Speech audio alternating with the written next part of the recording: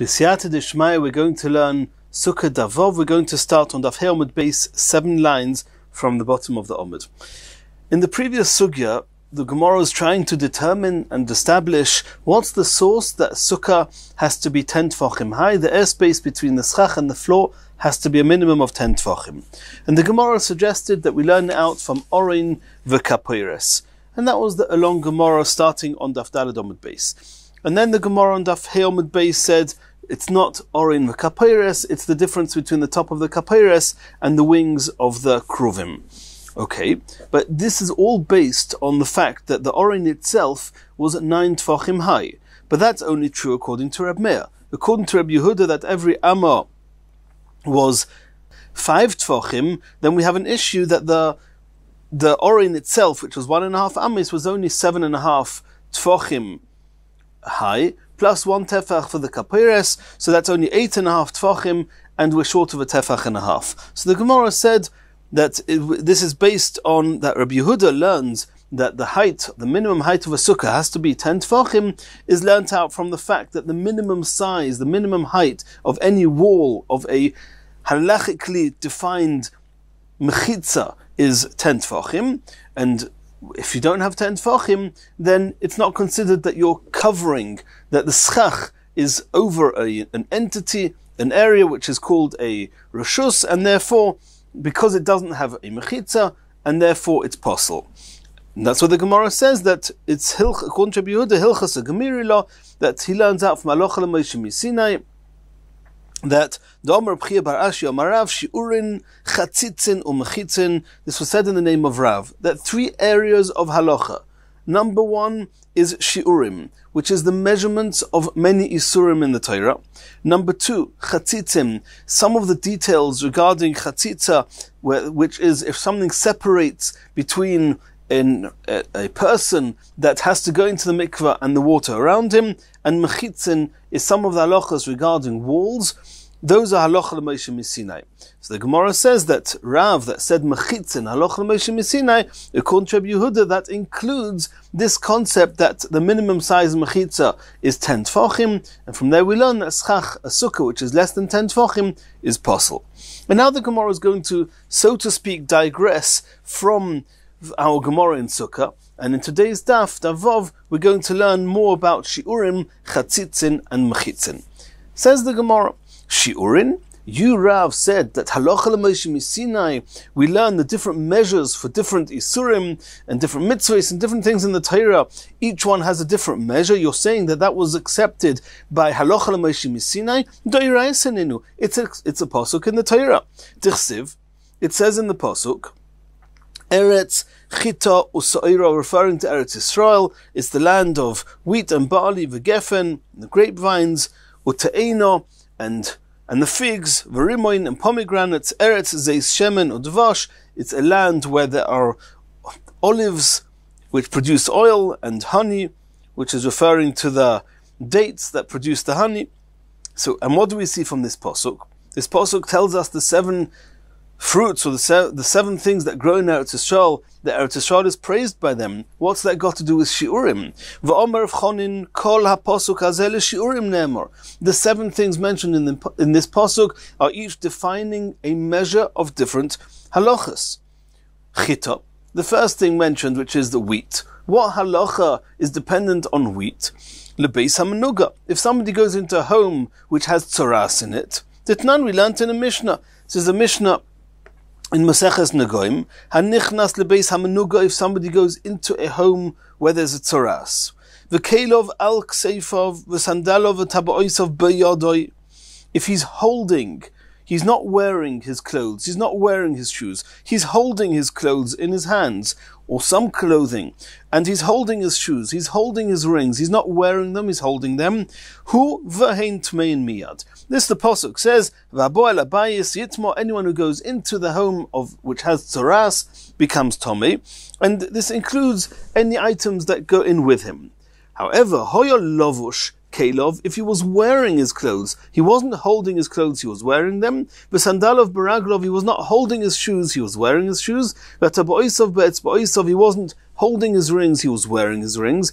Then it's got the halacha of a begodim, and hu tomei miyad, a person who goes into the home, into a house which has got tzaras, is tomei straight away. As it says in the pasuk, habo al abayis yitmo. V'hein, however, the things he's wearing, tahirim, they remain tahir, not for too long. Ad sheyishhe, until he waits long enough in the home of the tzaras, bikdei achilas pras, in order to eat the amount which is typically eaten in a single suda, which is called half a loaf. A whole loaf is what you need for Eruv. We learned about it in Masechet Eruvin. And half of such a loaf, which is the amount that you eat in one meal, is called a pras. And the amount of time it takes to eat half a loaf, if you wait that amount of time in the home which has tzaras, then the clothes that you're wearing will become tomei. And it's talking about eating half a loaf of pas chitim, of bread which is made of wheat, v'loi pas sa'irim, and not that of barley, because it takes longer to eat that half a loaf of barley bread. The amount of time you have to wait in the home with tzaras in order for the clothes to become tomei is for pas chitim. And not only that, Mesav, it's got to be that the amount of time it takes to eat it when you're reclining. When a person reclines, he's engaged primarily and exclusively only with eating, and he's not busy and engaged in anything else, which means that the amount of time it takes to eat this loaf will be that little bit less. V'oichel belifton, and we're talking about that he's eating this half a loaf with dips. And that's how long it takes. So you see here that the concept of chita mentioned in the pasuk is the measure of time that it takes until the clothes of somebody that is being worn by somebody who went into the house of tzaras, that if he waits long enough to eat this half a loaf of wheat bread, that's when his clothes are going to become tomei. Sa'ira, what halacha is dependent on barley? Tetnan, we learned in the Mishnah in Masechet Alois, etzem k'sa'ira, that if you have a bone from a dead person, then if it's as small as a kernel of barley, then metame b'maga or b'masa. Then if somebody either touches it or moves it, he's going to become tomei. Ve'ene metame ba'oihal, however, it's not a large enough measure of a corpse that if it's under a roofing, that it's going to be metame ba'oihal, which means anything else under the same roof is also going to be tomei. That not. In order for that to happen, you need to have either the shedra, which is the spine, or the gulgoiles, or the skull, which is whole, or most of the limbs. So that's what you learn out from Sa'ira. Geffen, what do we learn out from the grapevine? Kedei revius yayin lenozir. We know that geffen, which is a liquid, it's wine, and the measure of wine is a quarter of a loig of wine. That is there's halachas of nozir. We know that a nozir is not allowed to drink wine. He's not allowed to consume anything that comes from a grapevine, certainly not from the grapes. And these are discussed at length in Masechet Nozir, a whole Masechta, which we're going to learn about that. And one of the halachas, or some of the halachas of nozir, are dependent on the shiur, on the measure of a revius of wine. And Rashi brings that here, and again we're going to learn about this in Masechet Nozir, that there are certain things that are not allowed to be eaten. Solids. Normally a revius of wine is a liquid measure. And solids, normally, most halachas of solids are dependent on a kazayas, as we're going to see soon in the Gemara. But however, there's one opinion in the Gemara, which Rashi brings here, that the charatzanim, that means the pips, the peels, and other edible parts of the vine, the amount that a nozir has to consume, that he's transgressed his nazirus, is the size of a revius of yain. How can you measure a solid with a liquid measure? Yeah, you take a cup filled with a revius, and you put these solids in until you displace the revius, and that's how many solids. And what's the difference whether you displace a revius of wine or a revius of water? Yeah, because the revius of wine is more solid, it's more dense than water, and there's more of the bulge on top of the cup that doesn't spill over, and therefore the amount of solids you're going to have to put into this cup to actually displace a revius, that to have a revius of wine pouring out of a cup is going to need more solids than the amount of solids you would have needed to displace that same measure of water. And that's what it says here. Gefen is k'dei revi'is yayin lenozir. Ta'ena, talking about the figs. Which halacha, which measure do we learn from the figs?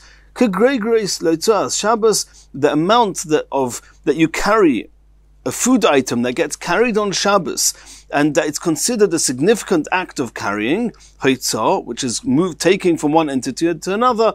We learnt about this in Masechet Shabbos. It's the size of a gregorus, the size of a dried fig. Less than that is not considered a significant act of carrying something from one place to the next. He won't be chayiv. Rimoin, what do we learn from a pomegranate? Titnan, we learnt in a Mishnah, in Kalim, Kol Klei Balabatim. There are two different types of utensils. There are those used by homeowners called Balabatim, and there are those used by Uman. Those are used by the professionals. Often Klei Uman are those Kalim that are sold. Either way, that a Kali, which is called a Klei Uman, as soon as it's got the smallest hole in it, it loses its status of a utensil. It's not usable anymore. However, Klei Balabais, those utensils that are used at home, so even if it's got a small hole in, you can still use it to contain something which is larger than the hole in it. So if you've got a small hole, the size of an olive, for example, you can still use the utensil to hold pomegranates.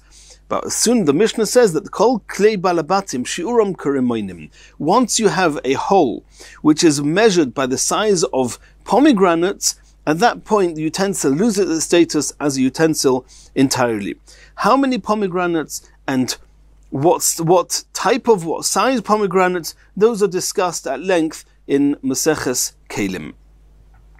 Eretz zeis shemen udvash. What do we learn from the part of the pasuk that speaks about the olives, those olives that produce oil?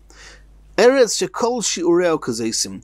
All the shiurim, all the measures to do with the land are all measured by a kazayis. For example, Rashi brings here tumas meis, issa nevela, issa chelav, dam, pigul, noisor, tome, gidanoshe. Rashi brings a list of those isurim that are measured by a kazayis.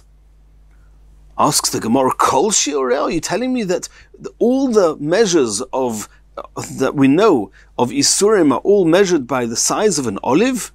Can you entertain that thought? We just saw now that the amount of bread you eat before the clothes get tomei when going into the house of a metzora, in a house which has tzoras on it, is not kazayis, it's eating a pras of chita.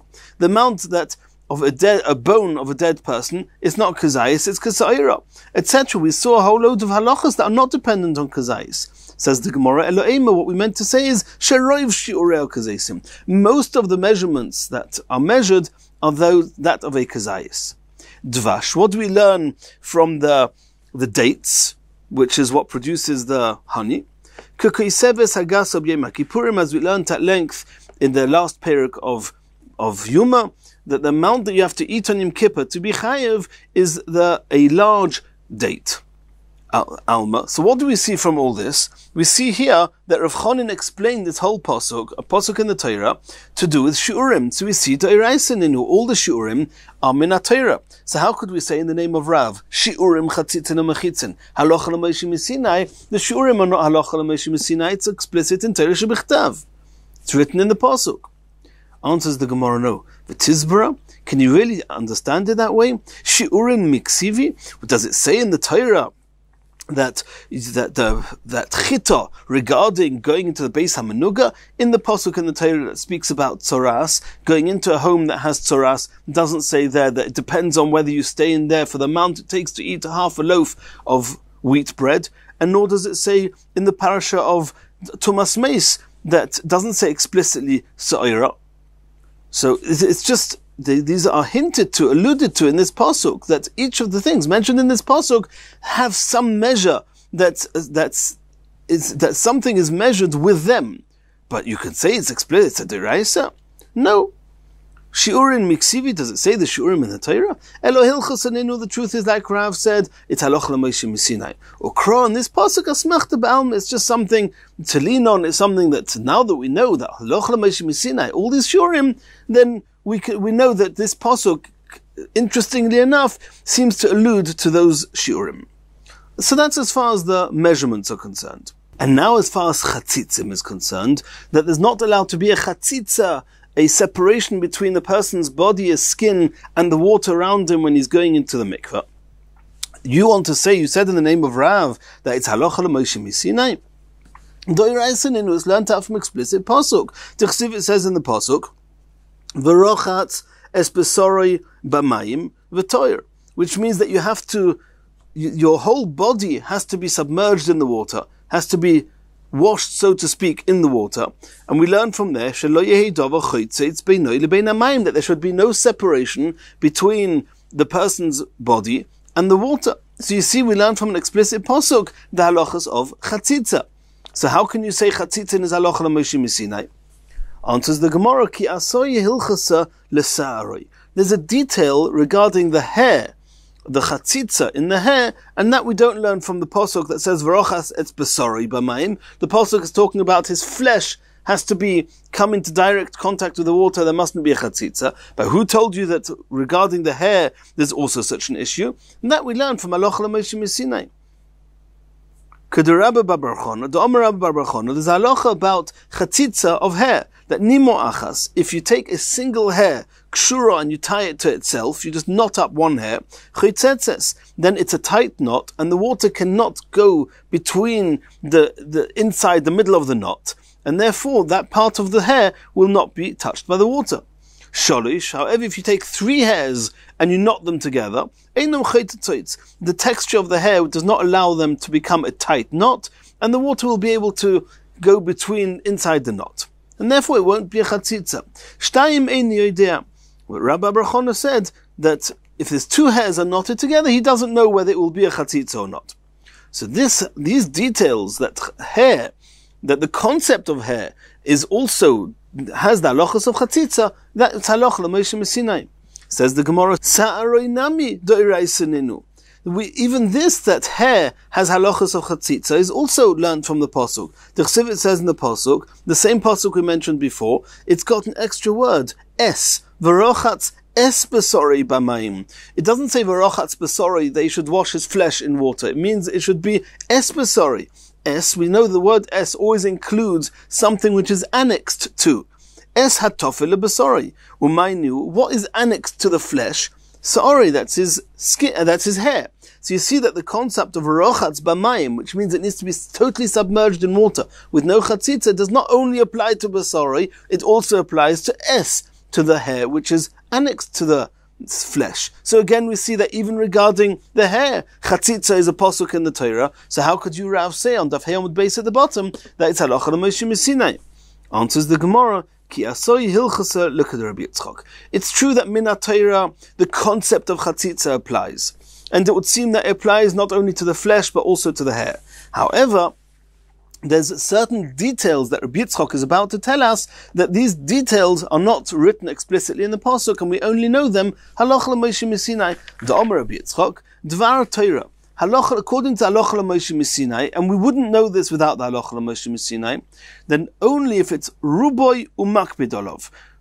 When is it a chatzitza that invalidates the tvila? Is only if the chatzitza, if the separating, whatever separates between the flesh or hair and the water is, number one, it's on most of his body, roiv, and not only that, it's got to be makbidolov, it's got to be something which you're about to remove, it's something that bothers you, it's something which you do not want there. And if it's also roiv, and also it's makbid, then minatayra, it's a chatzitza. She'enoi makbidolov. However, even if it's on most of his body, but he doesn't mind that it's there, then min ha-Torah, according to the halacha l'Moshe Sinai, einei chaytzitz, it will not be a chatzitza. V'gozru al rubayt, only midrabanon, they said that if it's on most of his body, or on most of his hair, then she'enei makbid, that even if he's not makbid on it, but since it's covering most of the area, then the Chachomim said it's chaytzitz, because it's similar to ruboy or makbid. They both covering most of his body. Mishum ruboy makbid. V'al mi'utoy makbid. And even if it's not covering most of his body, it's just on a small part, but the little bit that has the chatzitza, he's makbid, he's very particular, he doesn't want it there. even if it's not covering most of his body, the Chachamim said it will be a chatzitza mishum rubei makpid, because of the similarity between being makpid on roiv. If you're makpid, then the Chachamim said, even if it's just the miut, if it's the minority, it's chaytzitz. Asks the Gemara, v'ligzer nami al miutay she'enei makpid, even if it's also a miut, it's on a minority of his body, and is not bothered by the chatzitza. Why don't you say midrabanon that also invalidates the tvila mishum miutay hamakpid, because of its similarity to either miut hamakpid inami mishum rubay she'enei makpid? Because we said that even a miut, by miut hamakpid, we said the Chachamim said was asa. Rubay she'enei makpid, the Chachamim said it's asa. So miut she'enei makpid should also be asa. Says the Gemara, no.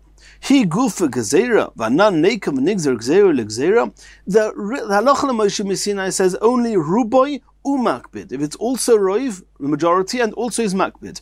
Miut she'enei makbid has nothing in common with roiv hamakbid. Since it's got nothing in common with the original issa, the original chatzitza, therefore we're not geyser.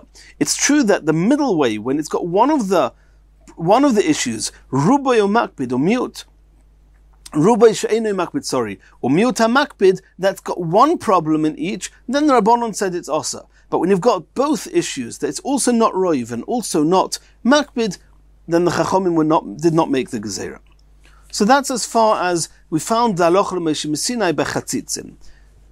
Last but not least is the mechitzin, the third area of halacha, which according to Rav on Daf Yomi Shiur is halacha l'Moshe Missinai. What is called mechitzin is halachas to do with the height of the walls. Hod Omron is like we said. What halacha do you learn? What halacha l'Moshe Missinai of mechitza is there? Like we saw in the Gemara, according to Rabbi Yehuda, who does not learn that the height of the walls of the sukkah have to be 10 tefachim from the orin, he has to learn it halacha l'Moshe Missinai.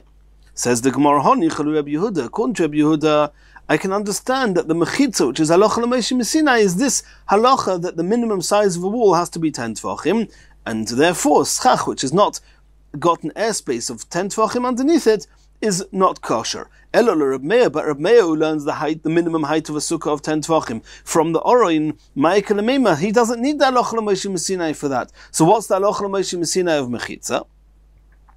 Says the Gemara, Ki asoi hilcha, so what do I need the halacha for? The halacha l'Moshe Missinai for some other details of mechitzas, not for the minimum height. Only Rabbi Yehuda needs that. Rabbi Meir needs it, for example, for the concept of good. We've already learnt about it a little bit before. There's a concept of good achis, good asik. We haven't learnt about good achis yet. We've learnt about good asik, which means when you extend a wall, if you've got, virtually speaking, a wall or part of a wall, that we can, virtually speaking, extend it. That's halacha l'Moshe Missinai. V'lovud, which is a very classic halacha, that when something is less than 3 tefachim, it's as if it's closed, as if we disregard the distance. V'doifen akuma. We saw that if there's a wall which is too far away from the schach kosher, then if it's not 4 amos away, we can virtually see it as if it's a bent wall, as if the schach is reaching the top of the walls. So these halachas, halacha l'Moshe Missinai. Continues the Gemara. We saw in our Mishnah that one of the halachas of sukkah is that there has to be a minimum of 3 walls. V'she'ein lo sholish tefanes, if there's no 3 walls, the sukkah is possible. Tanu Rabbanon, we learned in a brisa. Shtayim kilchoson ushlishes afilu tefach. The Tanakama learn that for sukkah you need a minimum of 2 walls kilchoson, which means that 2 walls each of the length of the minimum size sukkah, which we're going to assume is 7 tefachim. You need 2 walls each of 7 tefachim, plus the third wall, and the third wall it suffices if it's just 1 tefach. Reb Shimon says no. Shalosh kilchoson, you need 3 walls that are each 7 tefachim long. Revius, and just the 4th wall afilu tefach, you can suffice with just a tefach. But ma'ikub mifligi, what are they arguing about? So the Gemara is going to give a number of different explanations what would be behind this argument. So the Gemara, the first suggestion is as follows. Rabbanon sovra yesh eim le'maseiras, Reb Shimon sova yesh eim le'mikra.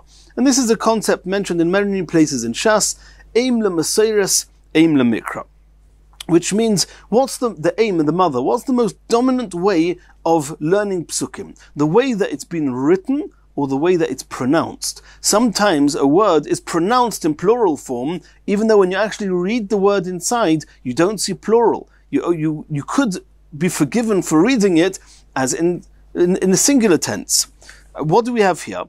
It said we have in the pasuk basukos. The pasuk says basukos teishu shivas yomim. Basukos is written without a vav. Kol ezrach b'Yisrael yeshu basukos, again basukos is written without a vav. Leman yedu doyrosechem ki basukos, this time it's written with a vav. Hoishavtis b'nei Yisrael b'yitzios me'eretz Mitzrayim ani Hashem Elokeichem. So you see there, you've got basukos, basukos, basukos, twice written. The letters are written as if it's singular, and once basukos is written with a vav in plural. How many is that together? Harekan arba is 4. Basukas, if written without the correct pronunciation, just reading the letters, is 1. Basukas is 1. Basukos is 2. Altogether 4. Dal chad legufei. One of these psukim you cannot learn for the number of walls, because it has to say sukkos, otherwise you won't know what we're talking about. So one pasuk is not to be learned from at all. Poshaluhut losos. You're left with 3. 3 of the 4 walls. Or 3 of the 4 walls means you need 3 walls. Shtayim kil chosam. 2 of them have to be the correct size, which is the size of the minimum size sukkah. Vasoy hilchasan. Here we have halacha l'meishim Sinai. Besides what we saw before, that the halachas of mechitza include, according to Rabbi Yehuda, the height of the sukkah. According to everybody, good, lovud, and doifen akuma. The Gemara says now another halacha. This is the halacha that the 3rd wall of a sukkah of greya solishlishes, it minimizes the size of the 3rd wall, vo'ikma tefach, and says that it's sufficient if it's just 1 tefach. That's according to the Rabbanon, who say that we read the psukim according to the Masechet, to the way it was written. Reb Shimon says no. You have to see the way it's actually been written, the way it's pronounced, the way it's read. In all 3 times it says the word basukos, it's read sukos, not sukas, basukos, basukos, basukos. How many have you got? Harei kan sheish. You've got the reference to, so to speak, 6 times sukkah.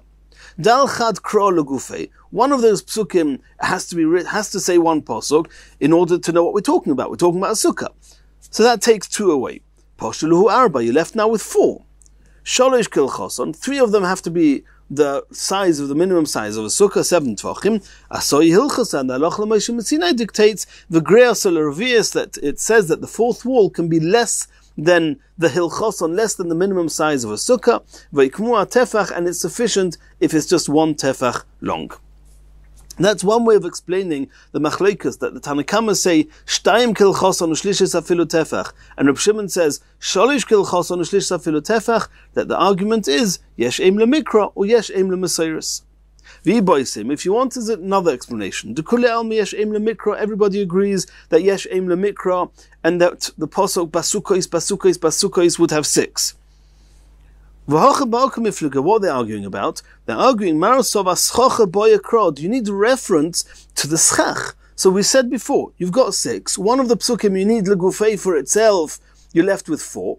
The question is, do we need a reference to the schach? If you do need reference to the schach, then of the 4 mentions of sukkah, 1 is schach, you're left with 3 walls. Halacha l'meishim Sinai says that of the 3 walls, only 2 have to be the right size. The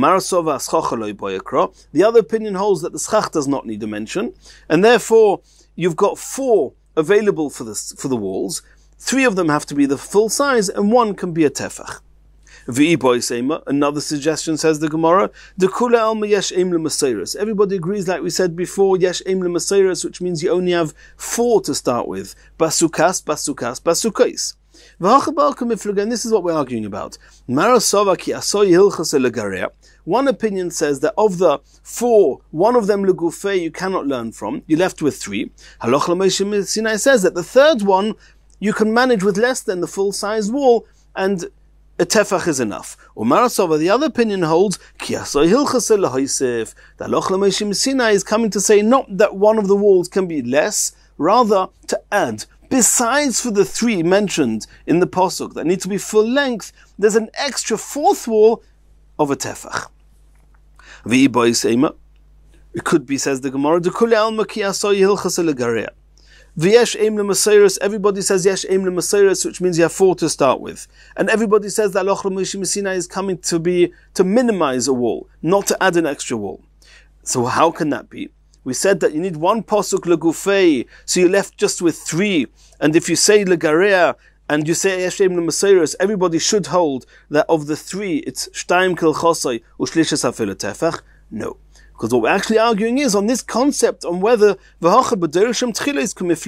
very fact that one of the psukim, the one that's telling us that we're talking about the sukkahs, till now we said that we cannot learn from there. Chad legufei, I need it for itself, so I cannot darshan from it. No. There's an opinion that says you can, even though I need the word basukkahs to tell us what we're talking about. It's not superfluous. Nonetheless, it's an extra mention of sukkahs, so you can count it into the count of the walls. And if so, even though yesh eim lemaseiros, you've got 4, not 3. You've got 4, and the halacha Moshe Sinai is coming to be mamai to say that the 4th wall is at filu tefach.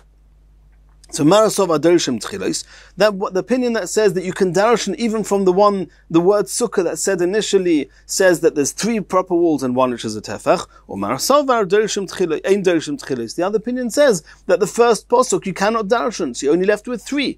Of the 3, it's shtaim kil choson u'shlishas afilu tefach. Rav Masna says different. Taimei de Reb Shimon, the source that Shimon that says that you need to have 3 walls plus a 4th wall of a tefach, which means that initially you need 4 walls in total. He learns it from the pasuk that says v'sukkah tia l'tzel yomam, and this is a pasuk we've mentioned already previously on Daf Beis, that the sukkah will be for you for a shade in the day, mechayri from the heat, u'lemachsa protection, u'lemister and refuge, mizerem from the storm, or mimotor and from rain. And if you haven't got 4 walls, then you haven't got a protection from the rain, because the wind is going to push the rain into the sukkah, and therefore, according to Reb Shimon, you have a base of 4 walls, not a base of 3 walls. And in Mirz Hashem in the next shiur, we're going to continue from here.